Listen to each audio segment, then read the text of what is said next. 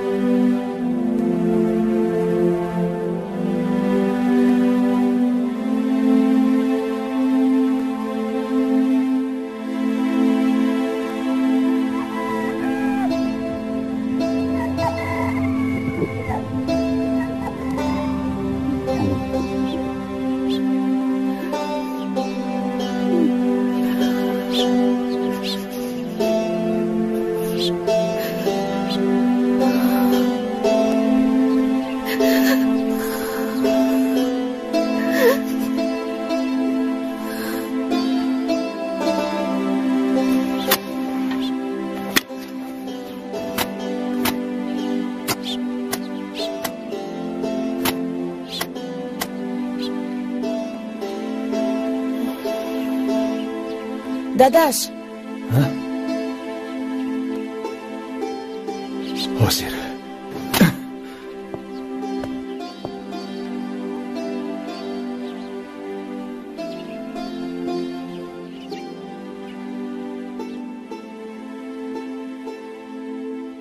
گلبهار جان آمدی دخترم. تو برایم مثل فرزند هستی. من غیر از تو خویش تباری نزدیکی ندارم.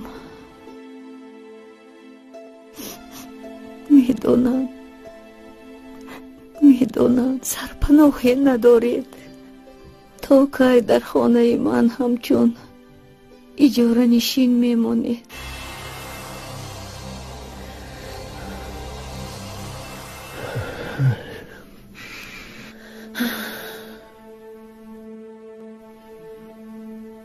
از شما یک خواهش دارم. خواهشتون رو گویید خاله جان. البته به جو میارم. گلبهار جان، این خانه و حولی را به شما میبخشم. فقط یک شرط دارم. نبیرم زلیخا جان رو همچون پدر و مادر در همین خانه پرستاریش کنید تا اینکه یتیم بودنش رو احساس نکند. تو خودت خوب میدانی که وقتی پدر و مادرشون وفات کردند آنها خیلی خرد بودند. بگمانم تو نبودنی پدر و مادرش رو احساس نکرده است. نمیخواهم که بعد مرگم زلیخا جانی من یتیمی کول بماند.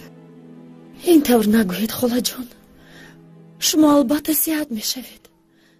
دختر جانم، به من وعده میدهی که وصیتم رو به جا میاری؟ البته وعده میدهم که من و عبدالله وعده میدهیم که زلیخا جان رو به وایه میرسونیم. خاله جان، البته وعده میدهیم. ما زلیخا جان رو مثل پسرمان اومه جان پرستاری میکنیم. تشکر زیاد. زلیخا رو به نزدم بیار. مایلش خاله جان، حاضر میارم.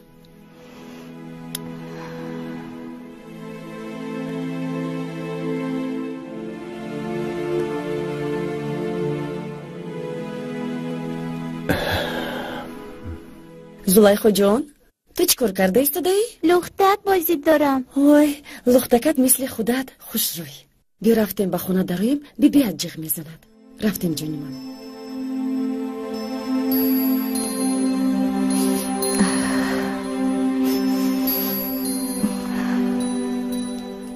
لبه بیبی جان. جونی بیبی با او هوشم بیا. من به تو گفتنی دارم. زلیخا جان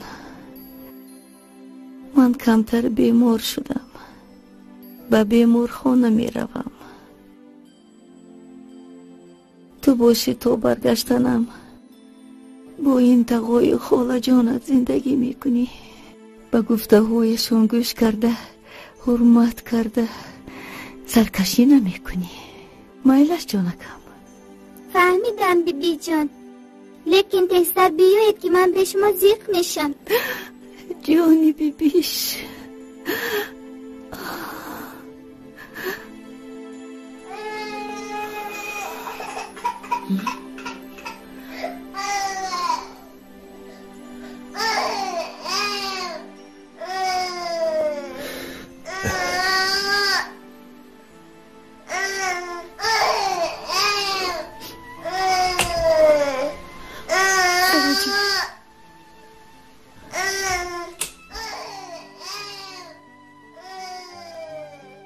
امانتم رو خیانت نکنید.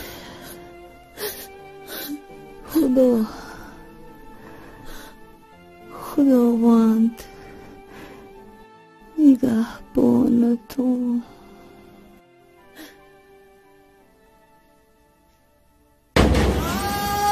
خاله جان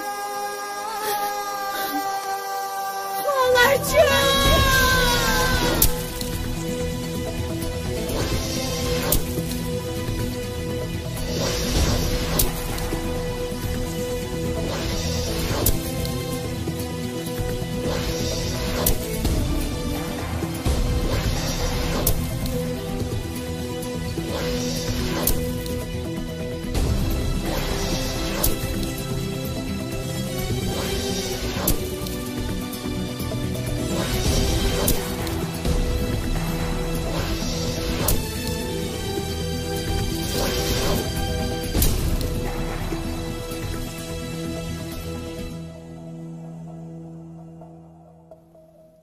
ما حالت فرزند شما را از معاینه طبی گذراندیم.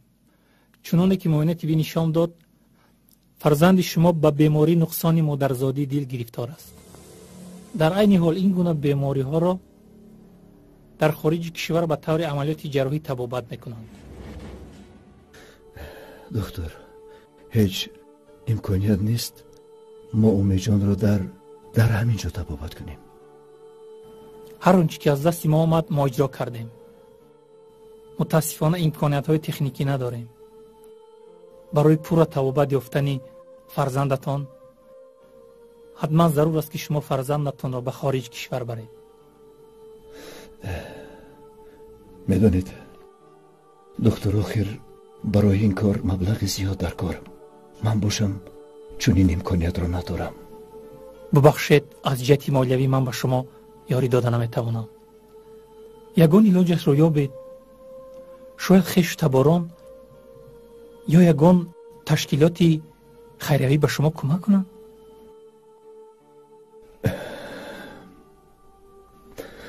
تشکر. سلامت باشید.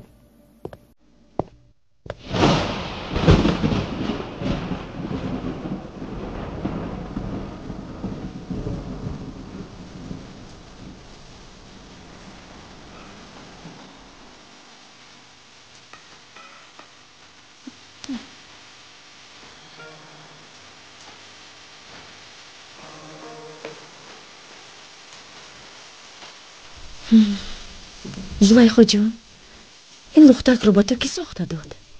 بیبی جانم. این قدر لختک خوشرویه؟ خاله جان بیبی جانم که میآید من رو یاد کردم. جانی خالش همین که بیبی جانت صحت شد او رو رفته از بیمارخانه میاریم. نکردم.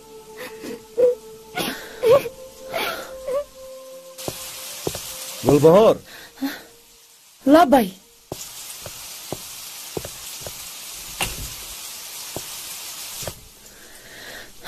دادش اومدید؟ امروز دیر کردید؟ تنجی بود؟ تنجی سلامتی اومی جان چی خیلی است؟ بهتر شکر خدا امروز خوبتر شده است. خوابش برده است. خوابش برده است؟ من حس میکنم از آن روزی که ما زلیخا رو پرستاری میکنیم سلامتی اومی جان هم خوب شده ایستاده است. شاید با سبب سرابانی کردن یتیم خداوند فرزندمان را شفای کاملی دهد. شاید. مردک با شما چی شده است؟ چرا غمگین می نمایید؟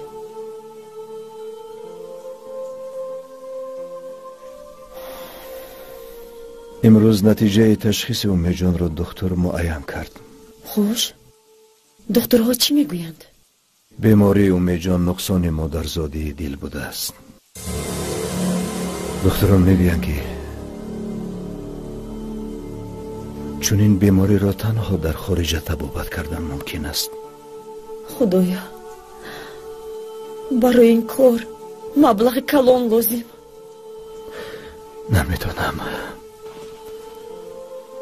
از فکری زیاد سرم میکفد. نمیدونم. شاید از یگان کسی پولدار قرض گیریم. گلبهار برای طبابت در خارج پول زیاد در کار است. خیلی زیاد در کار است. چند شناس را پرسیدم اما نمیدهند. شاید از یگان بانک قرض گیریم. بانک فرزند پدرمان است که هم تو پول را برآورده به دستمان دهد. نه خود یگان علاجی نباشد. یک علاجی حل این مشکلی هست لیکن من نمیدانم که تو راضی میشوی یا نه. خیر چی بوده است؟ برای من هم آنقدر این فکر معقول نیست. دیگر علاج نداریم. به هر حال فکرتون رو گپ زنید. خانه را میفروشیم. چی گفتید؟ آخر این ناممکن است. خانه و حولی رو کمپیر خالم با مقصد پرستاری نبیرر زلیخا با ما داده است. و این خیانت با امانت است. ارواحش از ما میرنجد. میفهمید؟ دیگر چاره نداریم. اگر اومی جان را به خارج نبریم او را از دست میدهیم. همین که اومی جان شفا یافت شب و روز کار میکنیم و امانت را برمیگردانیم. آخر من و شما با آن سردی ها و مشکل های خارجه طاقت میکنیم. لیکن زلیخای خردکک چه طاقت کرده میتواند؟ او را همراهمون نمیبریم. چرا نمیبریم؟ پس او را کی نگاه و بین میکند؟ او را با یتیم خانه میسپاریم. وعده دادم به خالم چی میشود؟ مگر این خیانت به امانت نیست؟ دیگر چاره نداریم. میفهمی؟ چاره نداریم.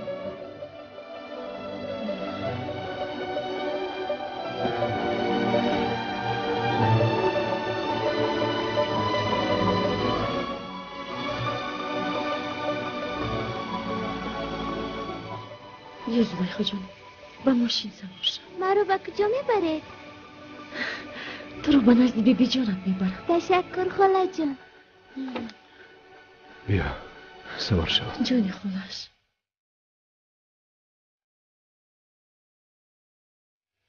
خیر ما رفتیم.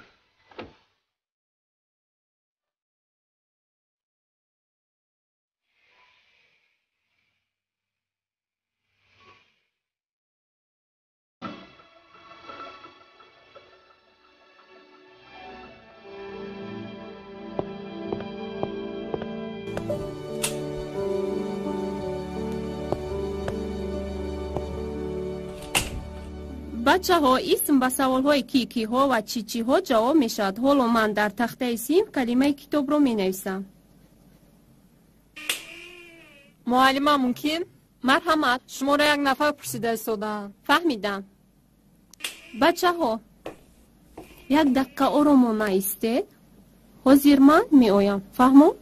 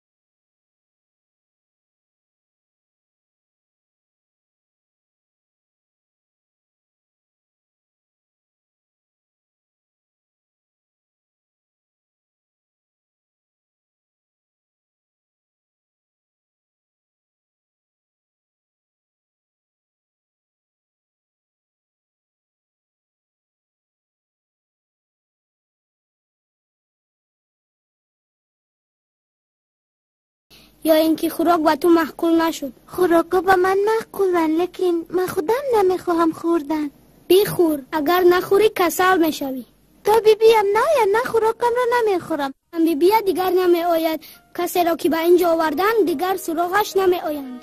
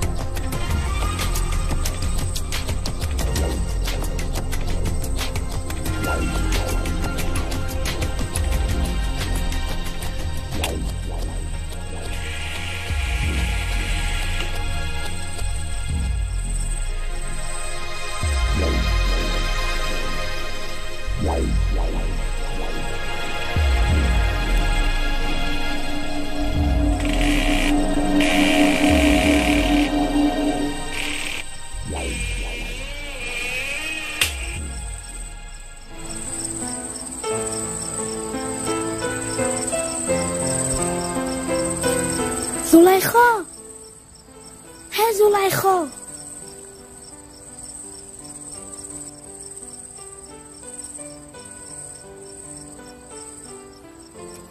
ها چی میگویی؟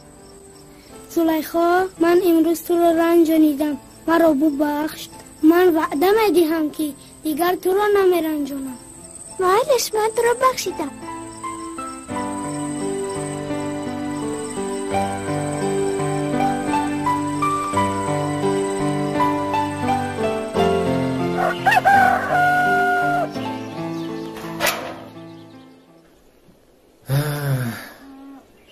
بسیار خانه خوب به من مقبول شد. من خانه رو میخرم. خیر، پولا کی میبیاری؟ بگو. سلامت باش. خدا حافظ. تو دیدن.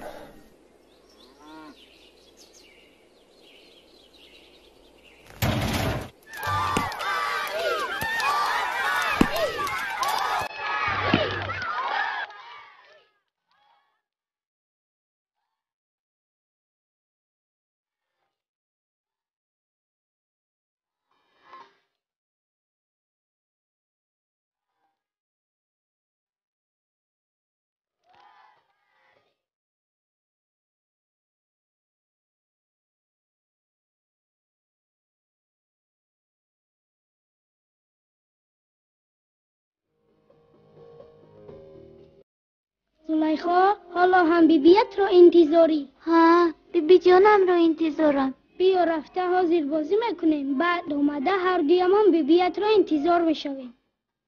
معلش حاضر میآیم.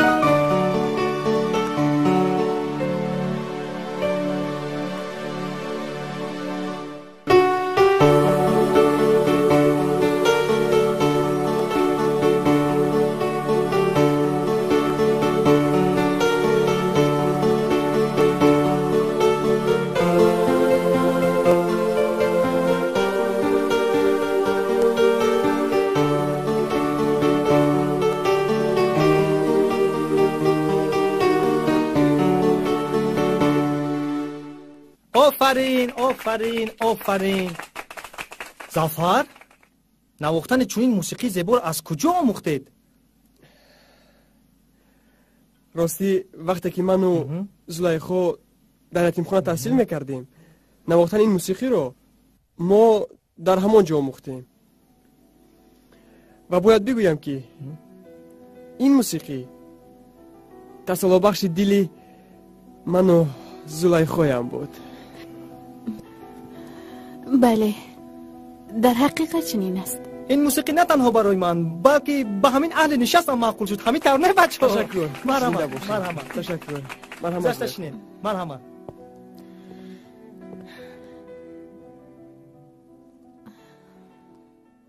بچه ها، الکی همه ما رو با آزاد روزم تبریکت.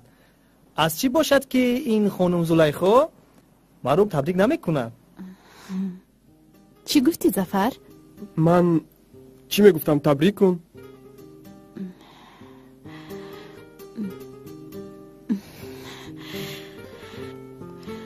گل به دست دارم اندر پشت در، آمدم بر زاد روزت بخبر. زنده باش، زنده باش ای یوسف جان عزیز، این بهار 100 بهارانی دیگر. تشکر. تشکر. مرحمت. یوسف دیروز تو را در نزد ماشین دیدم، چرا لباسات تر بود؟ چی؟ لباسهایم تر بود؟ دینا باجه ماشین رو شویم، خودم را شوشتم.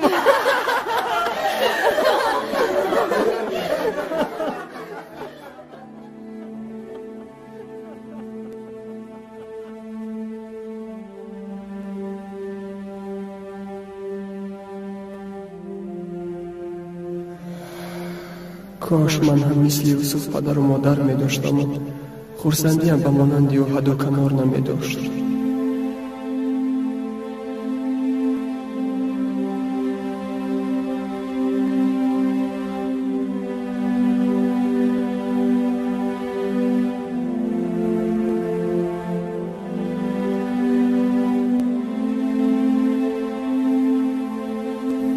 سفر جان، من تو رو با عزادوزم دعوت کردم که خورسندی کنی. چرا غمگین می نمایی؟ بگو با تو چی شد؟ یوسف جان، میدونی یک درد در وجود من است که من فکر میکنم این درد من رو میکشد. این چی دردی از دوست جانی من رو میکشته است؟ یوسف جان، خدا نغز میدونی که من و زلیخا در یتیمخانه به وای رسیدیم و بعدا ما رو به دانشگاه داخل کردند. سالهای دراز است که به خود سوال میدهم من کی هستم؟ از کدام عائله هستم؟ پدر و مادر من آیا زنده است یا نه؟ و همه این سوال هایم جواب میخواهم. یوسف جان، پدر تو کارمند حفظ حقوق است کو؟ بله بله. من فکر میکنم که به همه این گفته های من پدری تو جواب یعنی گفته میتواند. تو با این کار با من کمک میکنی؟ البته من خودم این مشکلی تو رو حل کرده میتوانم. خودی پگاه از پای جستجوی اسرار تقدیر تو میشوم. تشکر یوسف جان. بیا رویم سر میز بنشینیم، بچه‌ها ما رو انتظارن. خیر، بار دیگر خوش آمدید. اوهو، جماعت همه سرجم کو. اوهو، بیاین. بخشش زیاد یوسف جان، من کم ترک دیر کردم. میبخش یوسف. السلام علیکم. و علیکم السلام. مبارک شد. رحمت. خوش آمدین. این کس یکی از دوستان من، پرویز جان. شناس شوید. ظفر؟ سلام علیکم. خیلی ظفر جان. خوب هستی؟ خوبم. شما خوب هستین؟ خیر. خوش آمدین. من فکرم که من دیر نکردم. برای چی دیر کردید؟ شما سری وقت اومدید.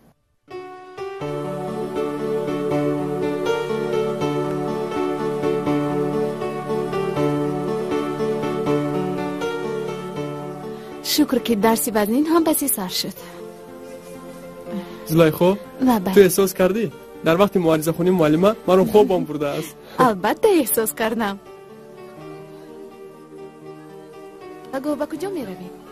پگاه با باغ استراحتی رفته. استراحت میکنیم و سیر و گشت میکنیم. براستی؟ البته. سفر. سلام یوسف جان. سلام. خوب هستی؟ سلام زلیخا. سلام.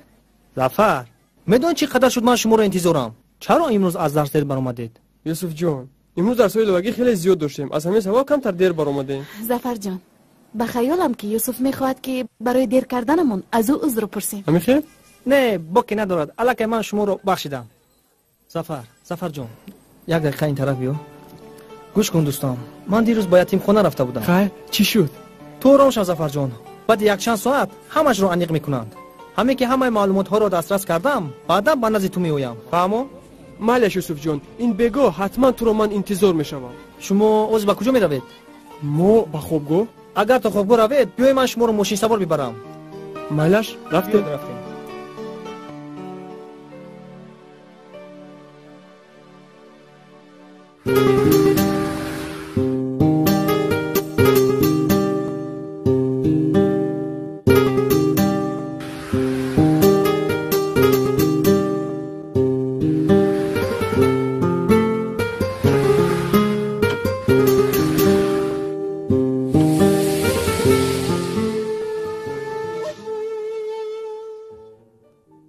های خواهر، تو زبان داری یا نه؟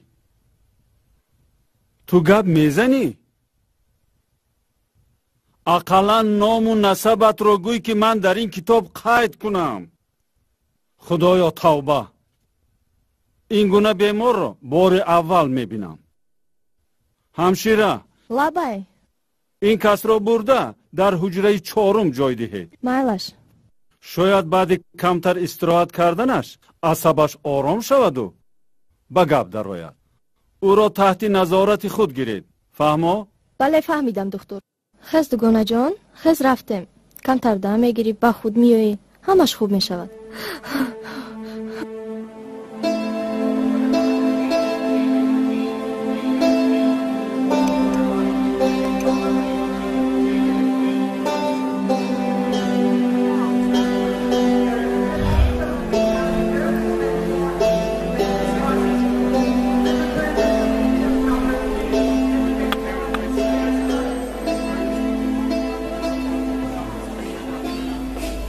سلام یوسف. اینقدر دیر کردی یوسف؟ کمی کار داشتم، از همین سبب دیر کردم. فهمیدم. یک قهوه بیارید؟ لازم نیست ظفر جون. هیچ گپ نه. یوسف چیکار کردی؟ معلومات رو به دست آوردی؟ بله، همش رو دریافت کردم از یتیم خونه. سلامت باشید. تشکر. این چی کاغذ است یوسف؟ حجت است که چند سال باز در جستجویش بودی.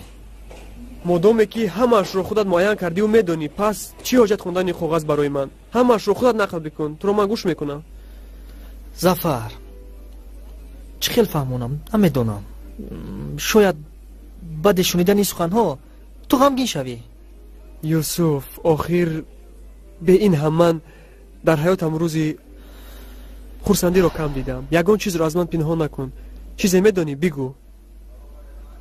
مطابق معلومات های بعد از اومده،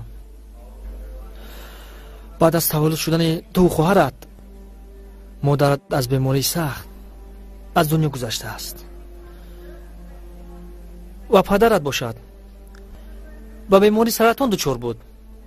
او میدانست که از عمرش که هیچ باقی نمانده است و تو خواهرت رو در یتیم خانه سپریده است و بعد یک چند مدت پدرت از دنیا گذشته است و تو خواهرت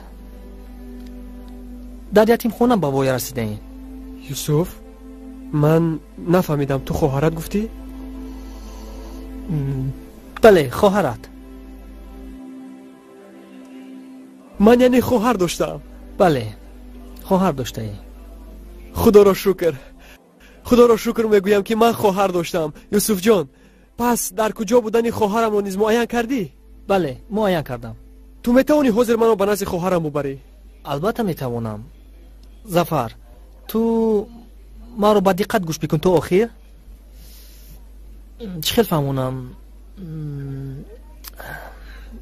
یوسف، نقل بکن، تو را من باور میکنم. هر آن چیزی که میخوای گفتن پنهان نکن، بگو.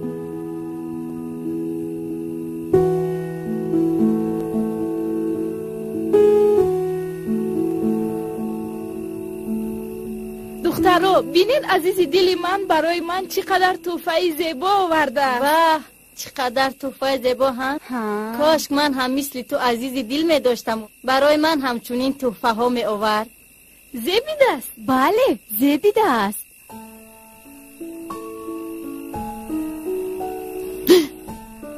کنی بینیم این قدر وقت زلیخای ما چی می نوشته باشد. ها، کنی بخون.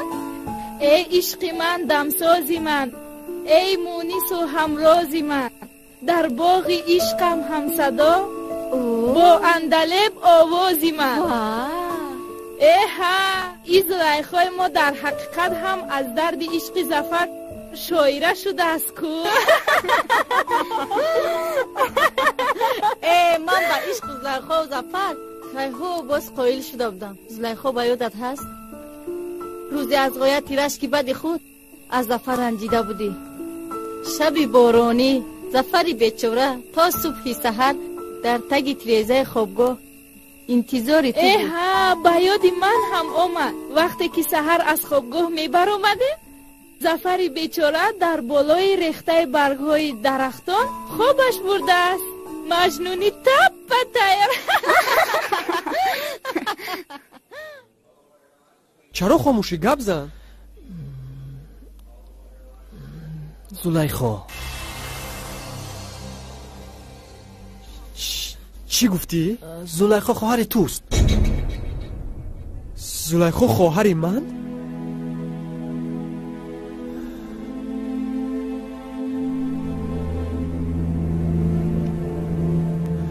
نه یوسف، این ناممکن است.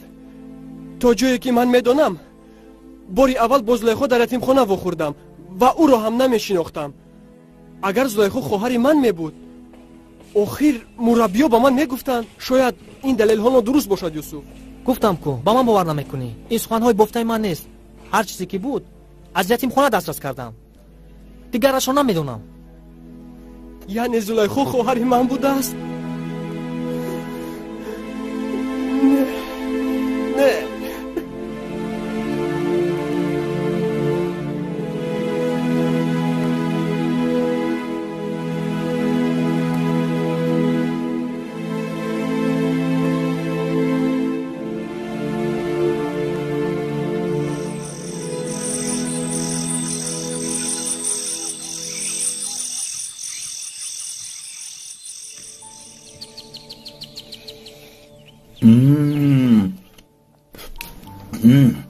آچش لبای آفرین.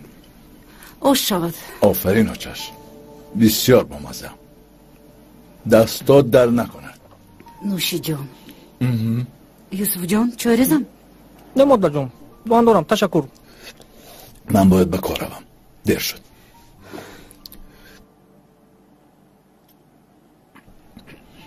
پوشیده دیش.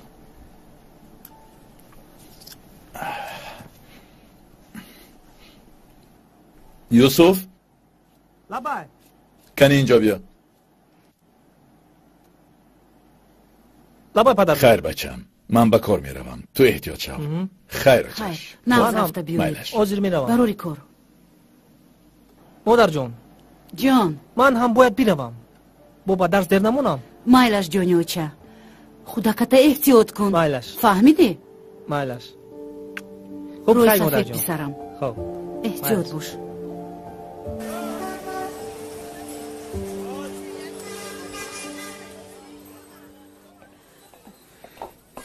ظفر گوش کن ظفر، تو از یه روز باز با من معامله خوب نداری و حتی به زنگ تلفنم جواب نمیدهی. چرا تو با من چنین مناسبت میکنی؟ ظفر بگو با تو چی شده است؟ چرا چنین رفتار میکنی؟ مگر عشق و عاشقی اظهار محبتی تو دروغ بود؟ کاشکی دروغ میبود. این همه در خواب و خیال میبود. زلیخا، من دیگر با تو بودن نمیتوانم.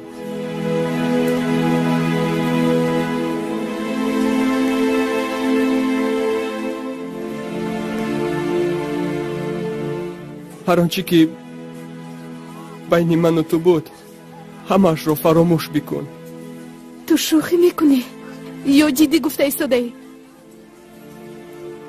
جدی میگویم. خیانتکار.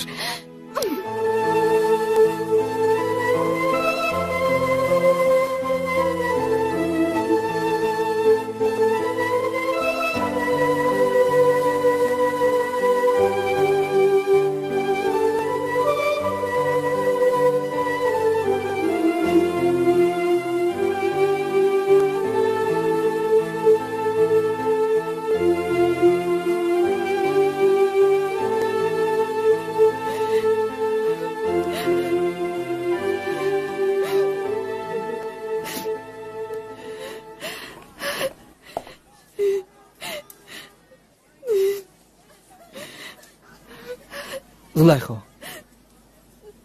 چرا گریه میکنی؟ با تو چی شد؟ ظفر زفر به عشق پاکمون خیانت کرد. زلیخا شاید شوخی کرده باشد. نه او جدی گفت. میفهمی؟ خیلی جدی. صدقه عشق پاکی من شود. خدایا من بغیر از او کسی ندارم. میفهمی؟ کسی ندارم. زلیخا جان تو تنها نیستی، من هستم، هم سبقون هستن، همش خوب می شود. گریه نکن، بیا میرویم از اینجا. بیا رفتیم. خیلی زلیخا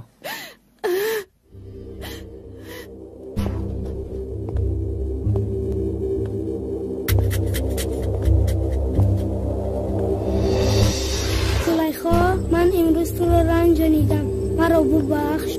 من وعده میدهم که دیگر تو رو نمیرنجانم. من مطمئنم که زلیخا خواهر توست.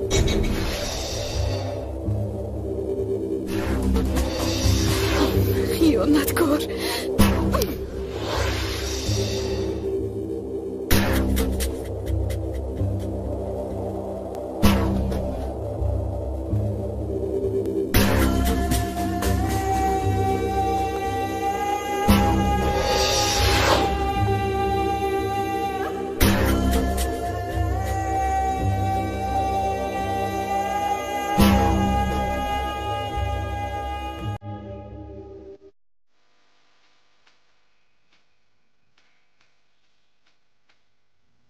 ما نتیجه تشخیص را معین کردیم.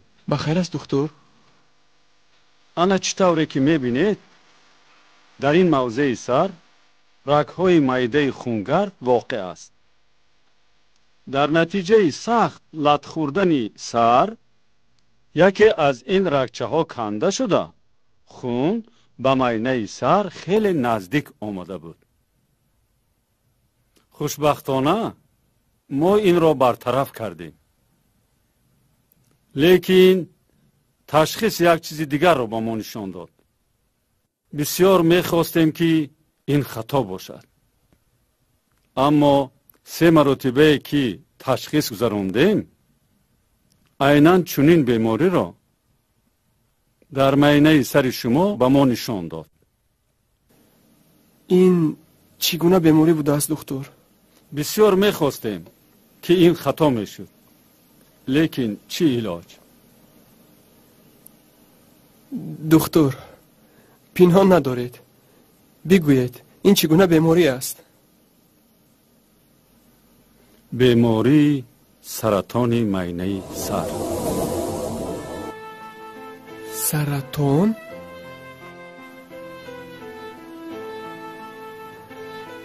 انا این بوده است تقدیری پر اسرار من.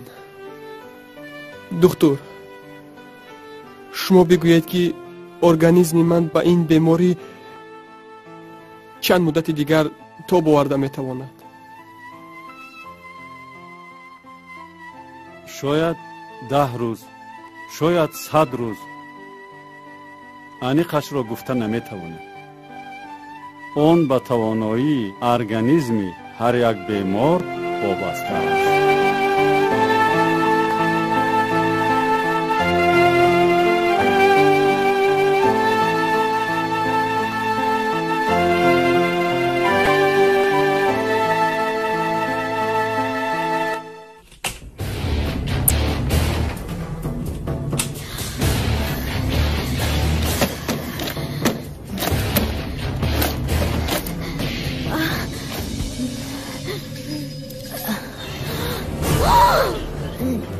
تو چیکار میکنی؟ چرا این دورو را استعمال میکنی؟ آخه اینها به سلامتی ضرر دارد. نزدیک نشو، من خودم رو میکشم. نزدیک نشو. زیغ نشو، ما طبابت میکنیم. دکتر من نغز میدانم که این بیماری طبابت نشونده است. بزرگان گفتند که ناامید نباید شدن از گردش ایام. دکتر یاری دهید، بیمار دست به خودکشی زده ایستاده است.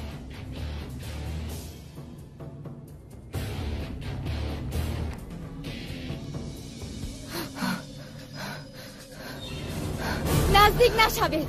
من زیستن نمیخوام. مانید که من بمیرم.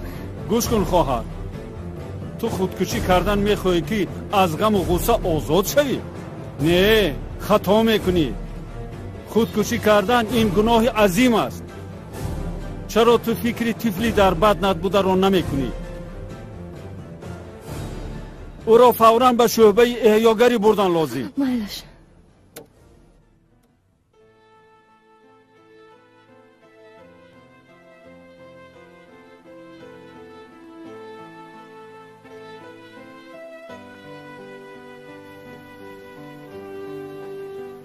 این دنیا را ببین.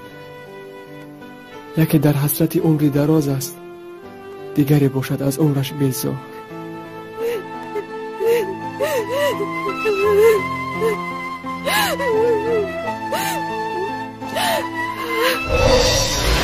زلیخا، من دیگر با تو بودن نمیتوانم.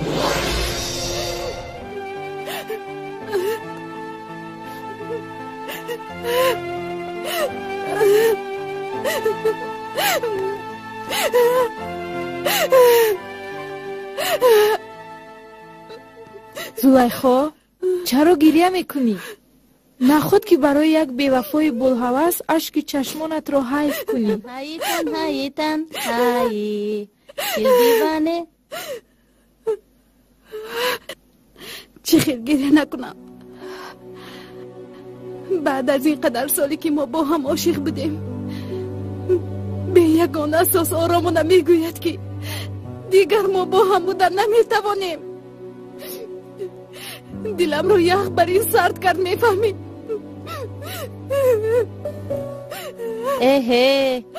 باز چی گپ شده است؟ این لیلی و مجنون نمونوی از همدیگر رنجیدن.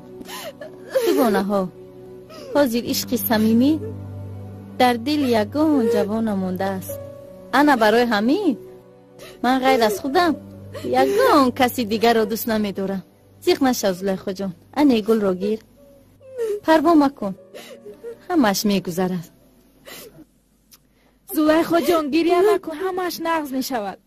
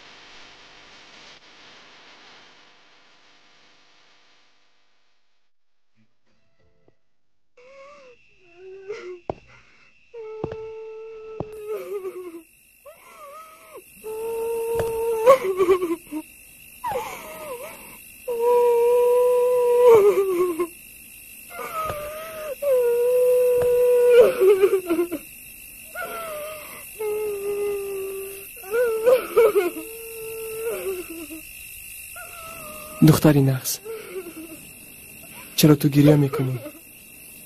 تو چی مشکلی داری که با مرگ خودت راضی شده ای و حتی دست به خودکشی میزنی؟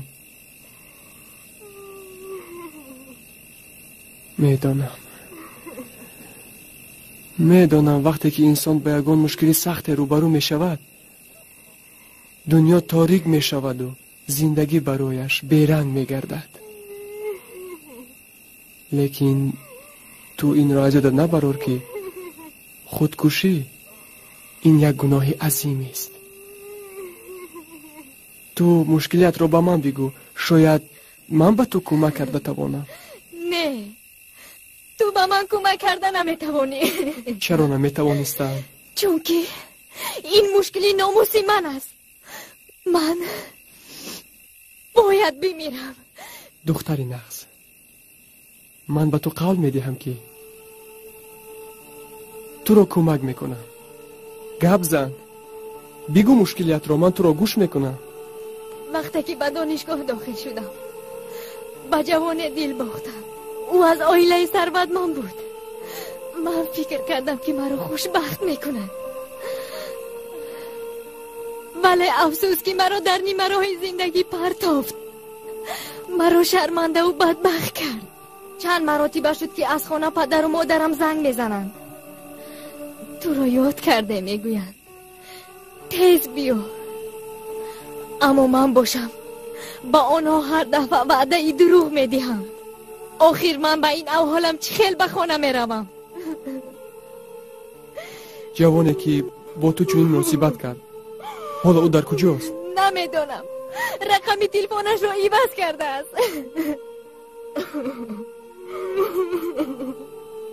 شاید 10 روز، شاید 100 روز، انیقش را گفته نمیتونم. مادامی که من به تو قول دادم که تو را یاری میدهم، بیا شناس میشویم. نامی من ظفر، نامی تو چیست؟ گلنازه. خیلی خوب، انا شناس هم شده. گلنازه گریه نکن. گودکی در بطنت بوده رو من با دوش خود میگیرم. رفته و پدر و مادرت میگویم که گودکی در بطن بوده گلنازه این فرزند من است. تو چی مرا مسخره میکنی؟ مگر من با شخص مانندم که حالت فاجعه بار نفر دیگر رو من مسخره کنم؟ تو خودت را با این کار آلوده نکن. ملامت بر سرت نگیر. پدرم مرا نمیبخشد، برادرم باشد خیلی بدخشم است. تو را میکشم. تو نترس، او مرا اصلا کشته نمیتواند. من کار میکنم که تو عائله‌تان را از این بدبختی خلاص کنم.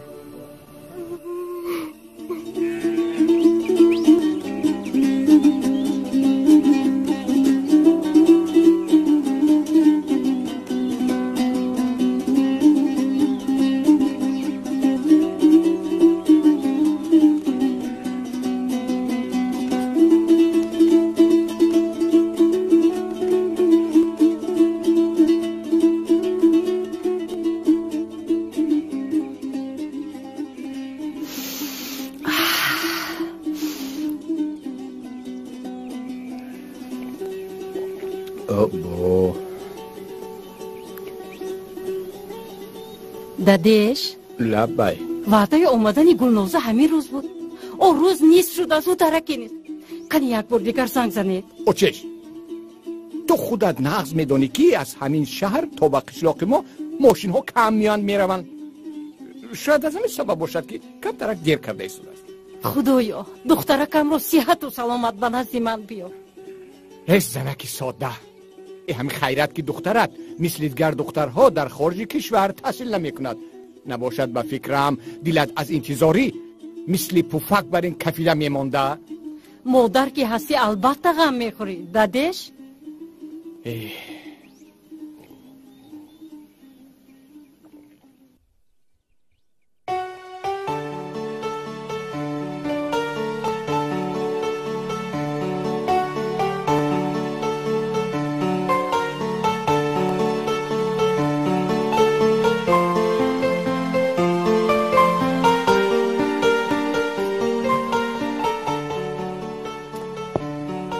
جمشید دیدی عشق و عشقی امروزه رو؟ دیروز با ظفر، امروز باشد با یوسف، فردا میبینی که باز به یگان مجنون دیگر دل بسته است.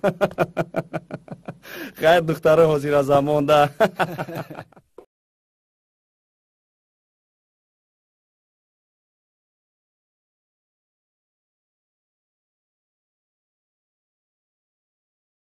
من میایم. نمیدونم. گوش کنید. باز یک بار دیگر این سخنات رو میشنوم. از خودتون گله کنین، فهمو؟ تیز حرفتون رفته از زلیخا عذر پرسید.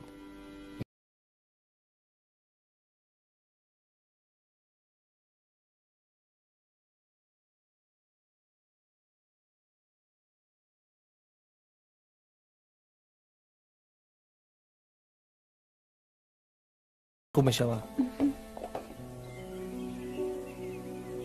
دکتر، ما در این بیمارخانه دلگیر شدیم. اگر اجازت میشد ما رو جواب میدادید؟ مایلش تو رو جواب میدهم، لیکن در تحت نظارت ما باید باشی. مطابق این داروخطی که نوشتم، این داروها را گرفته استعمال کن. اما این خواهرم را جواب دادن نمیتوانم. چرا دکتر؟ برای آن که ما شخصیت این کس را تا حال معاین نکرده ایم. بر ضمن این باید ما به میلیسیا درباره خودکشی خبر دادنمان لازم. دکتر، خواهش میکنم صبر کنید. آخر این کس یک مشکلی دارند که با فکرم آن را تنها من حل کرده میتوانم.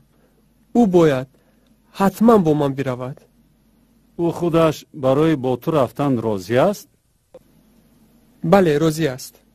اقلا نام و نسبش رو گوید که من در اینجا قید کنم. قربان و گلنوزه. سال تولدتان؟ 1994. انا این گپی دیگر می توانید روید. تشکر دکتر. سلامت باشید. رفتیم گلنوزه.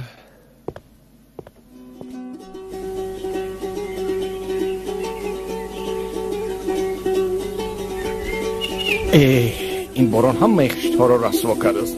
کنی شرفگان گیر. او پایان خانه بردمون. انا اینش را گیر. انا اینا. بس گرفته بعد. همه خشت‌ها رسوا شده.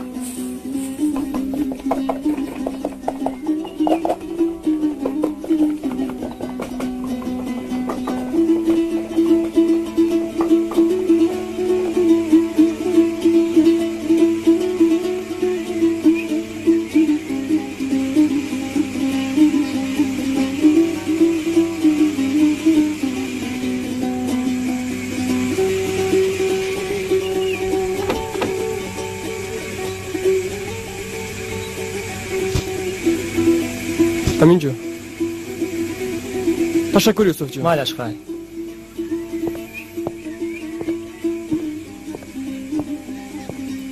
ظفر. لبای این دختر رو نشناختم. بعد همش رو میفهمم. مالش.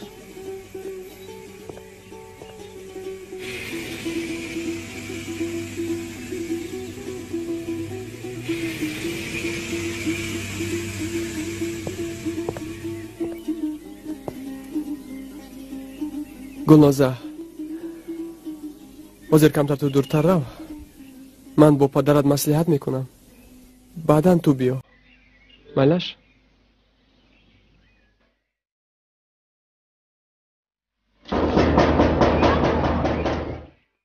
لبای کی باشد این؟ حاضر.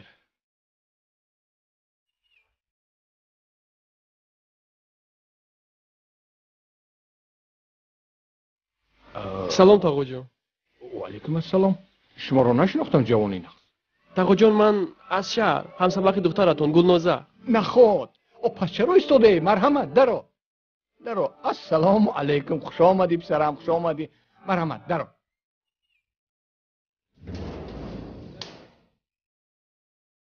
گوش کن پسرم، هم سبقی دختری من گلنوزه باشی و پس چرا یک جایه نآمدید؟ تقا جان میدونید من به یک مقصد نزد شما آمدم. پسرم چی مقصدی که داشته باشی به ایبا گپ زدن گیر. مرحمت. آچش لبای کنی اینجا. السلام علیکم خاله جان. انا این کس علیکم السلام. هم سبقی دخترم گلنوزه. خوش آمدید پسرم، خوش آمدید. گلنوزه مرا ندیدید؟ چرا نآمد گلنوزه؟ حاضر همش رو میفهمی. مرحمت. گذارید مرحمت. از پای دسترخوان شو. خوش آمدی، خوش آمدی. مرحمت.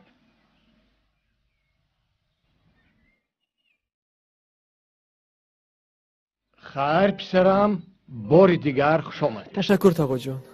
امروز وعده اومده گلنوزه بود، یگان واقعا روی نداده باشد. نه تقا جان همش خوب است. من گفتم که به یک مقصد نزد شما آمدم. هیچ گپ نه. بیا ایبا شرم نداشته گپ زدن. ها کنی دادیش دسترخوان رو. مرحمت. دسترخوان. خاله جان تقا جان لبای لازم نیست. چه میشد پسرم؟ شما از راهی دور آمدید. خاله جان گفتم که لازم نیست. شما شینید من یک گفتنی دارم. او این چه میشد ای دادیش؟ گفتنی دارد. مرحمت گپ زن، شرم ندار، گوش میکنیم. تقا جان خاله جان من و گلنوزه همدیگر رو دوست می‌داریم. من میخواهم که با گلنوزه خانه‌دار شوم. گوش کن پسرم، از روی رسم و آیین باید که پدر و مادرت به خواستگاری می‌آمدن، نه اینکه تو. تقا جان میبخشید من پدر و مادر ندارم.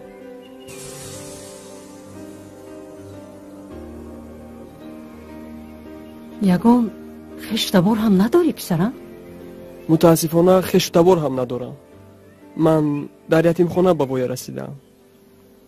گوش کن جوانی نغز، اولش اینکه ما دخترمان گلنوزه رو برای دانش آموختن به دانشگاه داخل کردیم، نه برای شوهر کردن.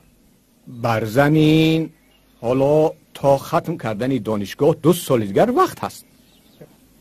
همین که دانشگاه رو ختم کردید انا بعد ها یک جای نشسته مصلحت میکنیم، وقتش میرسد. تقا جان دیگر وقت نداریم، الکی دیر شده است.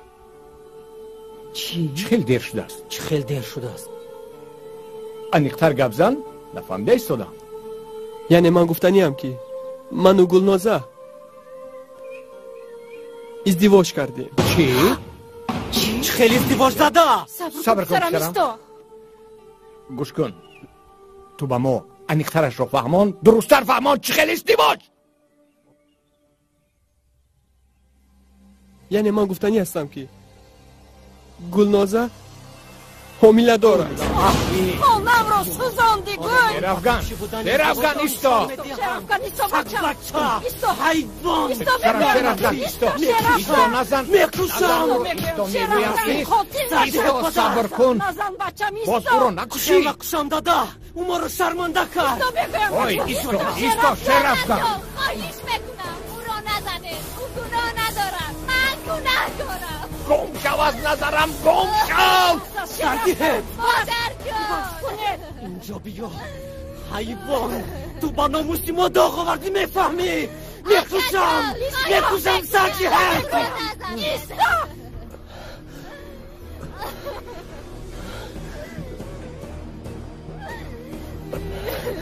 لعنتی مرا ببخش زفر.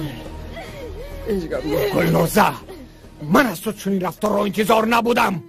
تو ما را شرمنده کردی، شرمنده. پدر جان نفرت دارم. پدر جان مادر جان او گناهی ندارد. ما با تو باور کردیم، تو را به دانشگاه داخل کردیم. جوابی نیکی های منو پدرم همین است. مادامی که خودت گناهکار باشی، لباس هایت را خوندار و دفع شو از نظرم. تو را دیدن نمیخواهم، نمیخواهم.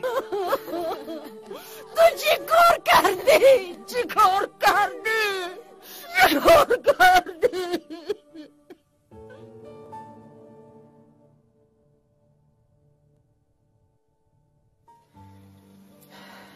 این روز به وقت شد و از یوسف درک نیسته.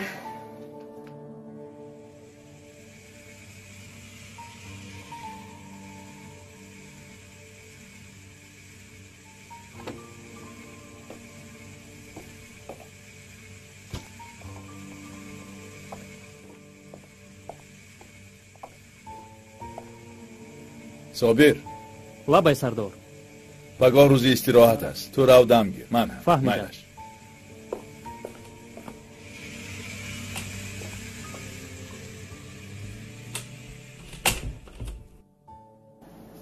دادش اومدید. جان و چش خسته نباشید.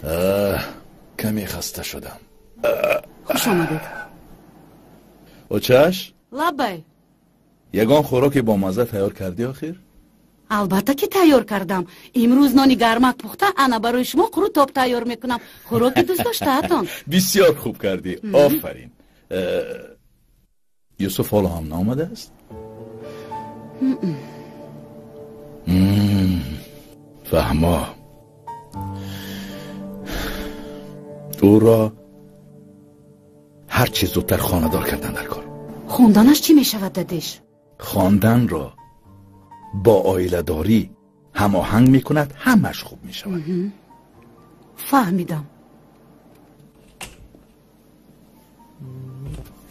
ای خیریه. اوه قروتو. قروتو. سلام مادر جان. دستی نشسته ها؟ یوسف لبای پدر جان.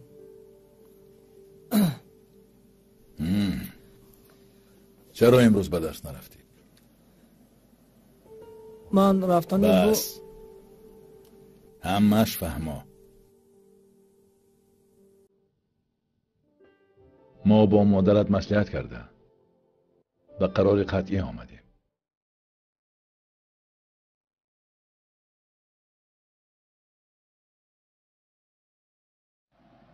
مادر جان. لبای شما با پدرم چی مصلحت کردید؟ من و پدرت مصلحت کردیم که تو رو عائله دار کنیم. چی شد؟ مادر جان حالا وقت است کو؟ ای تو وقت یک طرف مانو گپ زن که عروس شونده داری یا نه؟ بله دارم. خیر عروس شوندت از شهر است یا از دهات؟ از کدام عائله؟ مادر جان همین که توی کردیم به خونه آمدیم، همش رو میفهمیم از کدام عائله بودنش رو. اقلا عروس شوندت نام دارد؟ نامش زلیخا. زلیخا؟ بله. یوسف و زلیخا. اوه شهبچه اوچه. یوسف اوچه، جانی اوچه. کنی زود رفته دستکاتا شسته بیا. قروتاب میخوریم. قروتاب میخوریم. دادش بیایید قروتاب تیار شد. یوسف جانی اوچه. واه دادش همین قدر قروتاب با مزه شده است که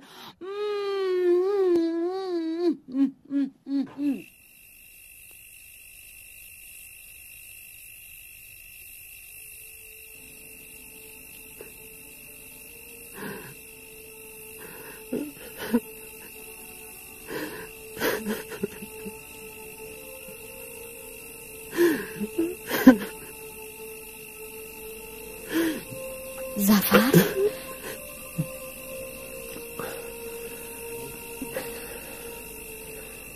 تو حالو هم خوب نرفته ای؟ تو چرا خوب نمی روی؟ من در فکر و خیال غرق شدم. از چی سبب باشد تو این همه مشکلی را به گردن خود گرفتی؟ شاید این یگام سبب دارد. همش خوب است. رفته خوب کن. من همینجا می ایستم. رو خوب کن.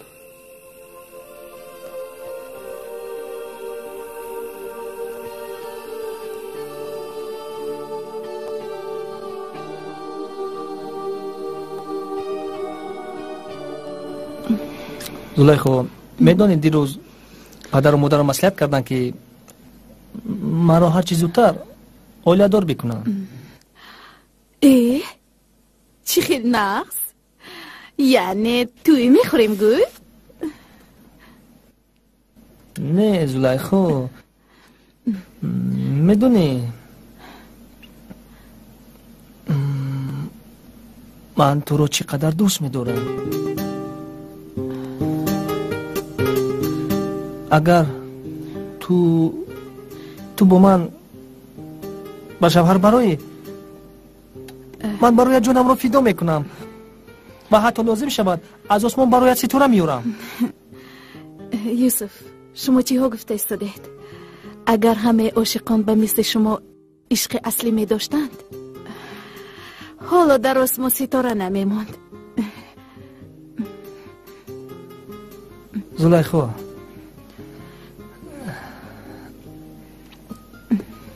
انا من برای توفه آوردم. انگشترین انگشتت رو با من ده. نه یوسف، حالا من تیار نیستم برای قبول کردن توفه شما.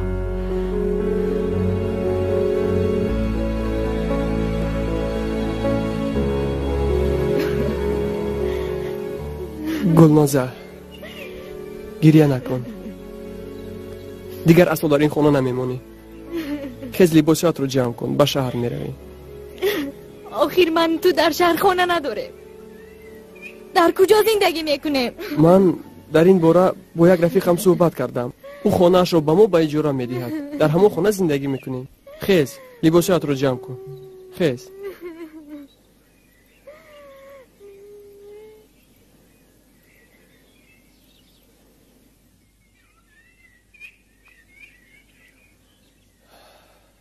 حاضر یه دقیقه. لبای گوش میکنم. سلام یوسف جان. سلام یوسف جان، مرا از این دهه به شهر رفتنم لازم است. اگر وقت می داشتی مرا آماده تو به شهر می بردی؟ خب مایلش میایم. یوسف جان، از یادم نبراید سری قدم یک به نزد پرویز رو، کلید خونه رو او به تو میدهد. آورده به من ده. خب منتظر باش. مایلش. خب خیر، من انتظار میشوم.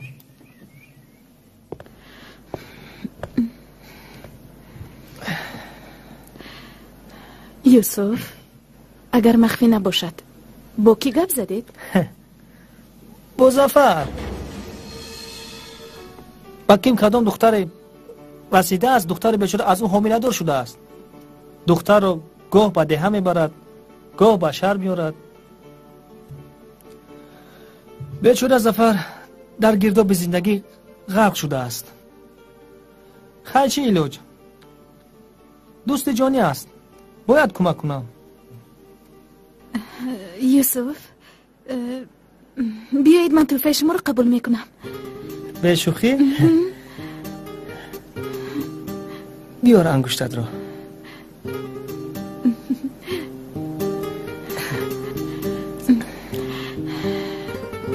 خیلی توفه زیباست. تشکر. نمیارزد. یوسف جان، لبای وقتی رفتنی من هم شده است.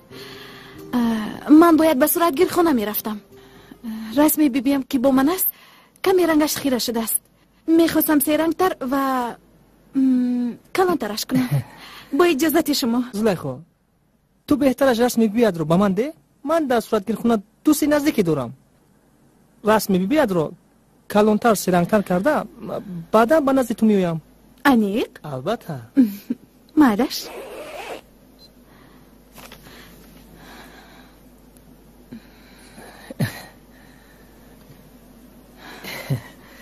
زلیخا، بیبیه در کجاست؟ بیبیم در قید حیات نیستند. بخشش، خدا رحمتش کند.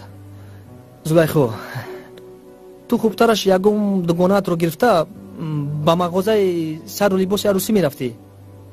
با خودت یکم لباس عروسی رو انتخاب می کردی. یوسف، آخر حالا برای انتخاب کردن سر و لباس عروسی وقت هست کو؟ من فکر میکنم که حاضر سری وقت است. بیا رفتیم.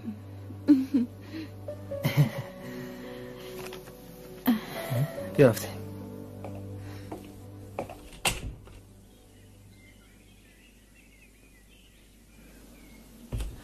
دختره که بیعقلم، تو چی کار کردی؟ آخر می آمدی در قشلاق با آب را توی میکردی.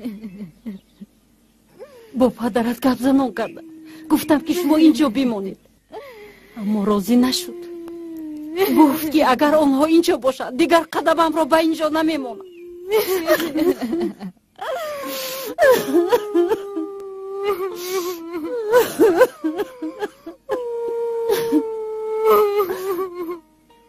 دخترم، آخر شما در شهر خانه ندارید، در کجا زندگی میکنید؟ خدا جان، شما غم نخورید.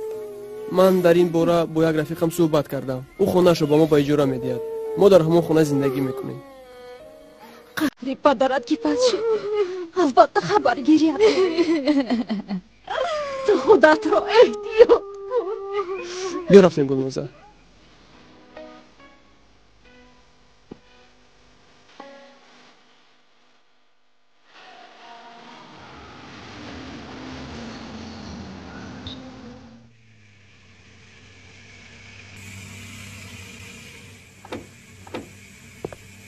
خیر یوسف جان، تشکر. مالش خب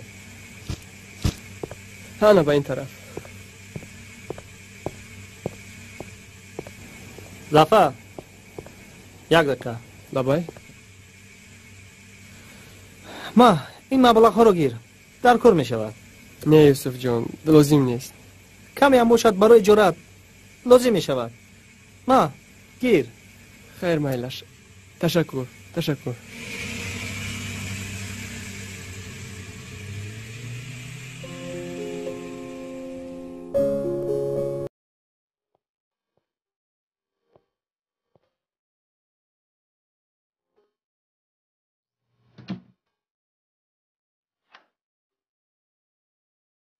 دارو ببین.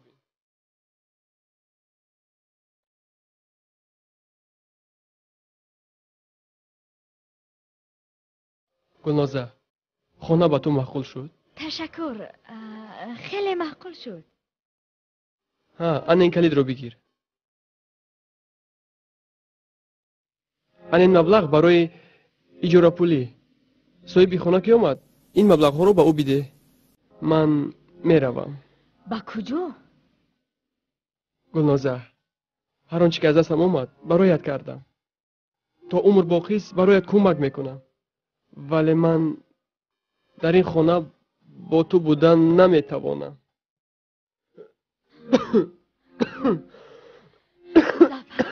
با تو چی شد؟ نه هیچ گپ نه. خدایا میگذارد، همش میگذارد. خدایا با تو چی شد؟ گفتم کو هیچ گپ نه، میگذارد. مایلش خیر. ظفر، اینقدر نیکی هایی که برای من کردی معلوم می شود که یگام سبب دارد. بله گلنازه، من بیمارم. بیمار؟ چی خیل بیمار؟ بیماریه که توابت نشونده است.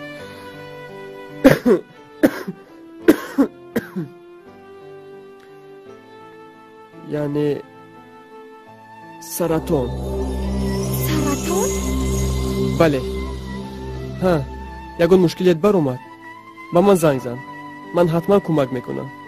مایلش خیر، من میروم. ظفر،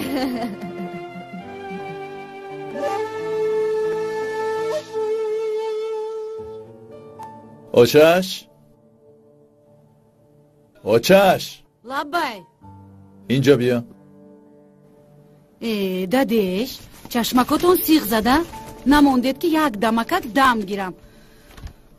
آچش تو با پسرت مصلحت کردی؟ ها دادیش، مصلحت کردیم. خیر. یوسف جانی ما هم سبقش رو دوست می دارد. هم سبقش رو؟ ها، هم سبقش رو. خیر کی بوده است؟ همین قدر پرسیدم انیقش رو نگفت. با فکرم کسی آمد، یک ببین. سلام بچه جان. اومدی پسرم. نامش گیر و گوشش کش. اوچه جان جان با روایت و مثل گم میزنید من نفهمیدم. تو به خونه درو همش رو میفهمی. مایلش سلام پدر جان. شیری داداش. هوپا هوپا هوپا هی شیری داداش چه حال داری؟ خوبی؟ رحمت خواندن ها چی طور؟ میشود. یوسف جان شنیدم که تو هم سبقت را دوست می داشته؟ بله پدر جان. گوش کن پسر جان، من و مادرت والدانی تو هستیم. ما باید دانیم که آن دختری که تو دوست می داری از کدام طبقه است، از کدام عائله است، چی کاره است. راست گپ نمیدونم از کدام عائله است. چی؟ این گپ بینن تو نمیدونی از کدام عائله است و میخوای با وقت ازدواج کنی؟ همینش رو میدونم که بعد از وفات پدر و مادرش یک چند مدت در تربیت بیبیش بوده است. بعد از وفات بیبیش او رو با یتیم خانه سپردند و او در یتیم خانه به وی رسیده است. در یتیم خانه؟ بله. چی تقدیری سخت. بخشش پدر جان. نه پسرم جواب ده. مالش لبای.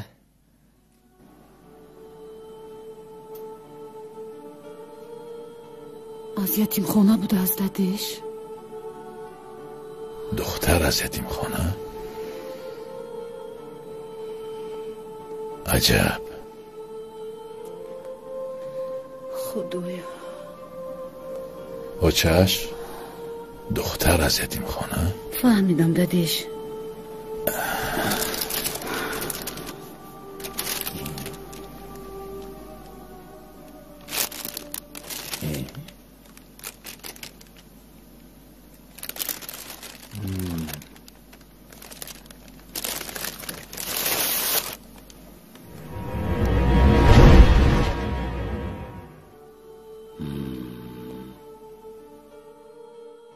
اوچش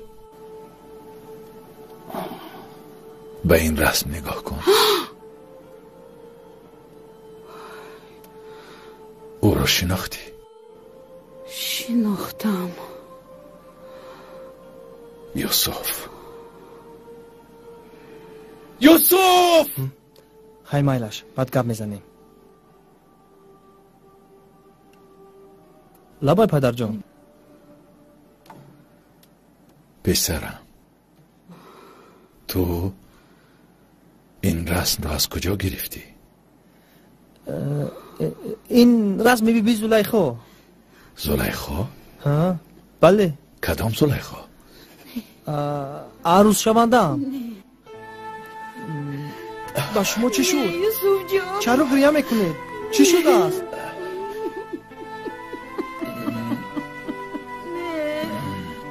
پسرم یوسف بیا پسرم اینجا شی.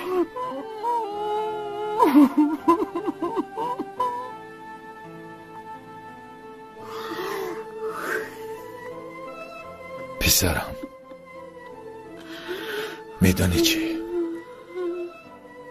اوچش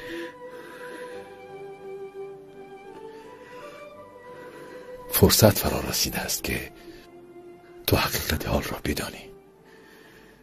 چی خیلی حقیقت؟ کدوم حقیقت؟ من نمیفهمم. پسرم وقتی که من و مادرت ازدواج کردیم ما خیلی خوشبخت بودیم، اما هر خوشبختی ناکامی های خودش را دارد پسرم. خداوند لایق ندید که من و مادرت صاحبی فرزند شویم. یک روز همراه مادرت مصلحت کردیم که از یتیمخانه یگان کودک را گرفته تربیت کنیم. در همان شب و روز تو و زلیخا دوگانیک تولد شدید. پدرت دوست جانی من بود. وقتی که پدرت این خبر خوش را می شنود، از شادی زیاد سرعت ماشین را می تیزاند و به صدمه دچار می شود. مادرت همین خبری ناخوش را شنیده تاب نآورده از دنیا می گذرد. تو یک مدت در تربیه بیبیت بودی. یک روز من و مادرت نزد بیبیت رفتیم. زاری و تولا کردیم که تو را به تربیه خودمان بگیریم. بعداً مرا به شهر به کار دعوت کردند. از سبب دور بودن راه ما خانه‌مان را فروخته در شهر خانه گرفتیم. به شهر کوچیدیم. در این میان بیبیت نیز از عالم می‌گذرد. من و مادرت قرار دادیم که زلیخا را هم به تربیه خود بگیریم. وقتی که به خانه‌تان رفتم، آنجا الکی کسی دیگر زندگی میکرد. از بیبیت و از زلیخا پرسان شدم. گفت من هیچ چیز را نمیدانم.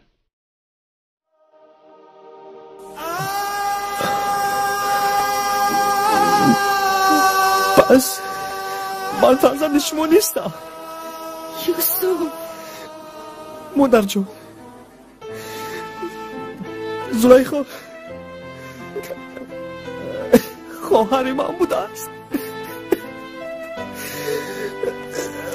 خدایا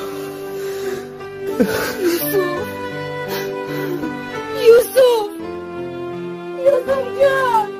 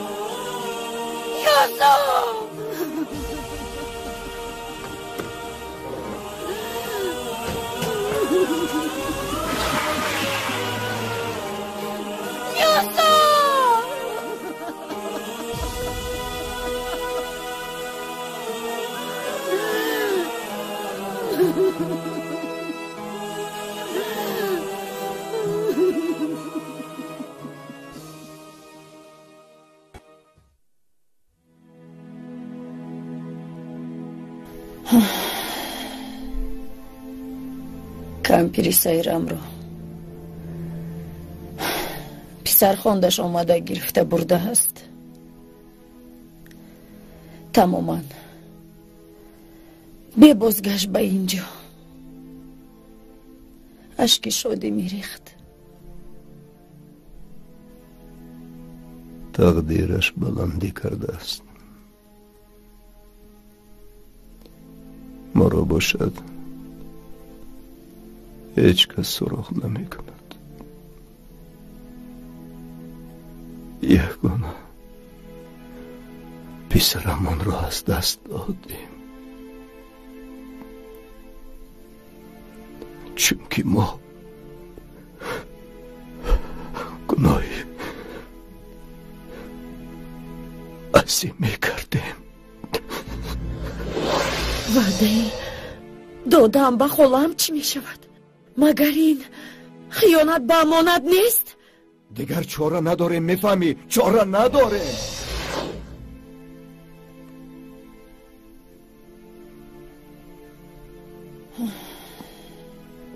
خودتون رو به دست گیرید. عصبی شدن به شما ضرر دارد.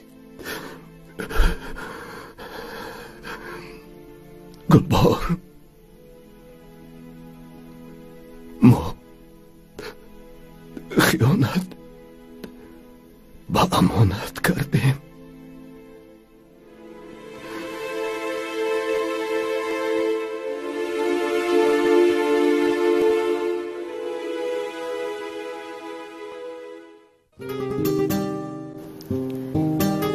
زبو بوده است. می شود. زلیخا با این نگر چه خیلی زیباست. با تو زیبنده است.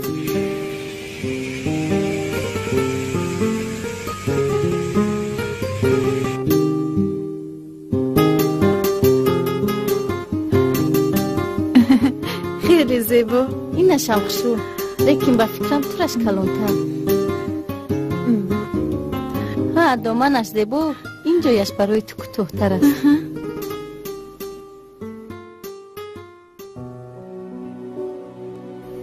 یوسف.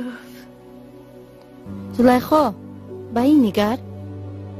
زلیخا یوسف چرا از ماشین نمی فراید؟ نمیدونم. حاضر یک لحظه است، من می آیم.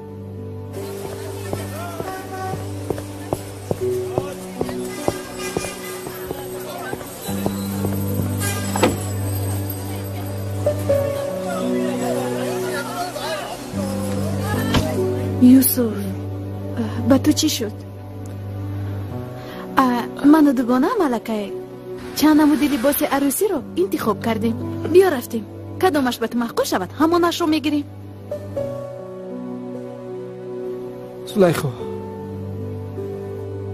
من از تو منظرت میخواهم. من دیگر با تو بوده نمیتوانم.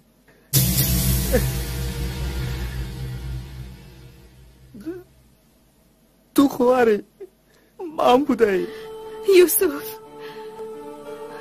تو فهمیده ایستاده ای که چی گفته ایستاده ای؟ عقلت در جایش است یوسف یا دیوانه شده ای؟ وقتی که رسم بیبیت را کلان کرده به خانه بردم.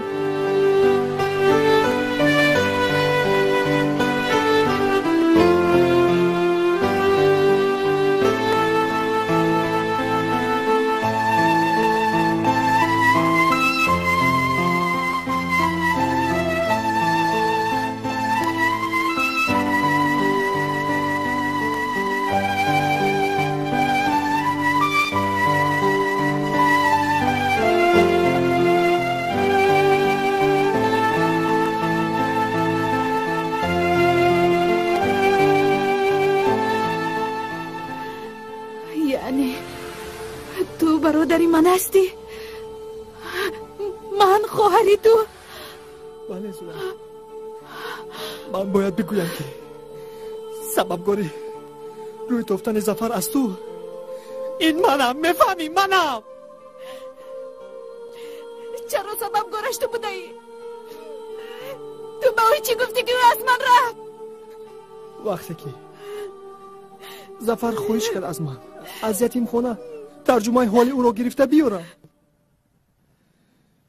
من حجت قلبکی تیار کردم. با ظفر دروغ گفتم که زلیخا خواهر توست.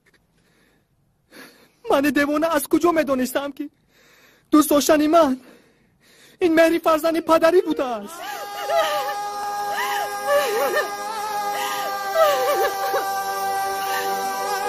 تو چی کار کردی یوسف؟ میفهمی؟ تو به من خیانت کردی. زلیخا ما رو ببخش. خدا تو رو ببخشد. گوش کن، صبر کن.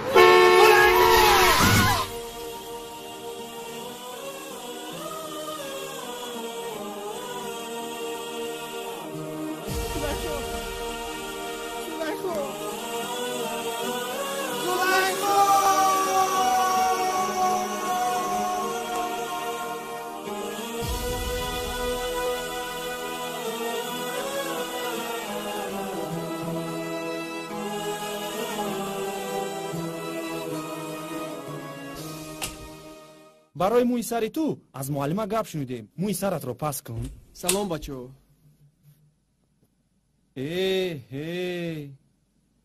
این ظفر گم شده پیدا شده است کو؟ ها ظفر جان بخیر است؟ روزهای آخر نبودی؟ ها کمتر کاری مهم داشتم، از همین سبب نبودم. خیر شما آدمای سرکار، ما آدمای بیکار. خیر. ای ظفر جان، در وقت نبودن تو ما در این خوابگاه دلگیر شدیم. هیچ گپ نه. از این پس همراه شمایم. ظفر یک چیز را پرسم ممکن است؟ مرحمت. مگر رابطه تو زلیخا کنده شده است ها؟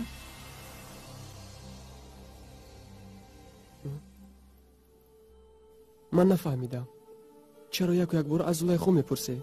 نه من یعنی گفتنی هم که چند روز با زلیخا با همراهی یوسف است. برای همین پرسیدم. یوسف؟ بله با یوسف.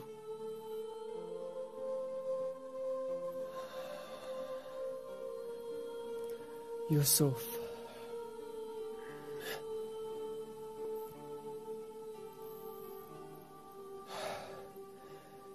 یوسف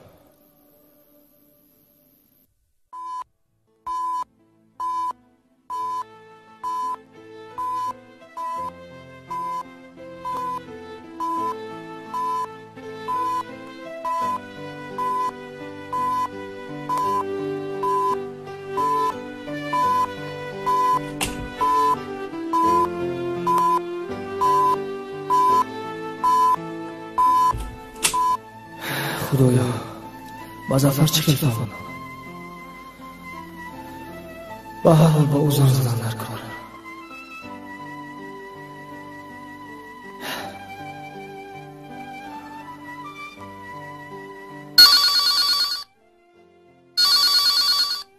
یوسف لبا یوسف. سلام ظفر. سلام. تو در کجایی؟ در خوابگاه. من از بیمارخونه شهر اومدم، میتوانی؟ بخیر است یوسف؟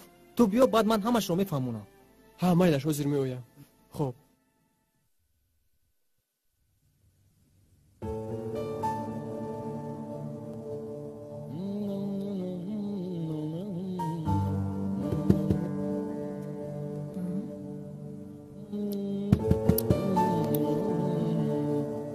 کیستی؟ این من صاحب خانه.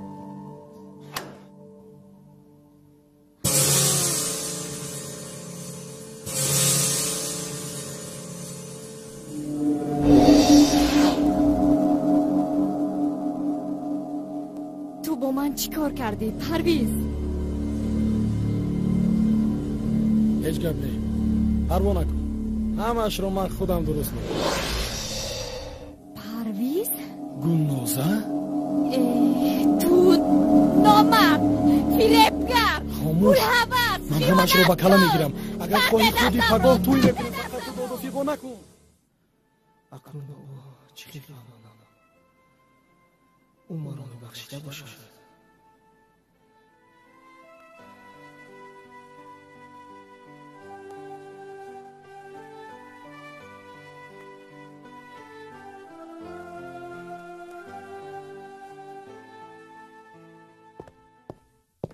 سلام یوسف.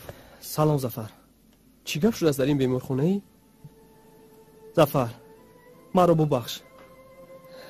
تو چی گناه کرده که از من بخشش طلب میکنی؟ من با تو زلیخا خیانت کردم. چی؟ شما را فریب دادم. یوسف چی خیلی خیانت؟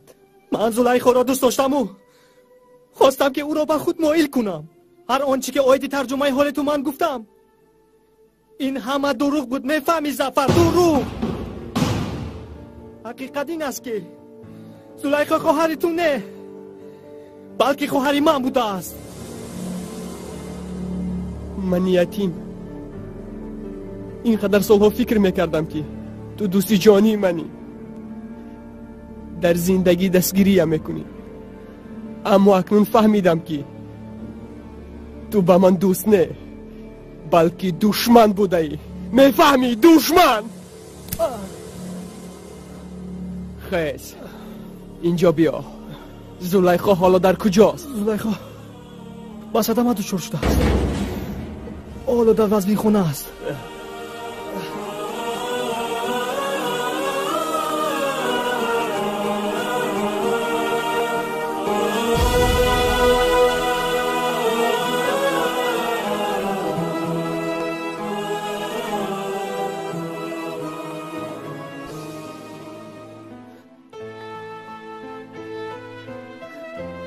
زلیخا زلیخا چشمان شعلایت را کشو زلیخا جان زلیخا مرا ببخش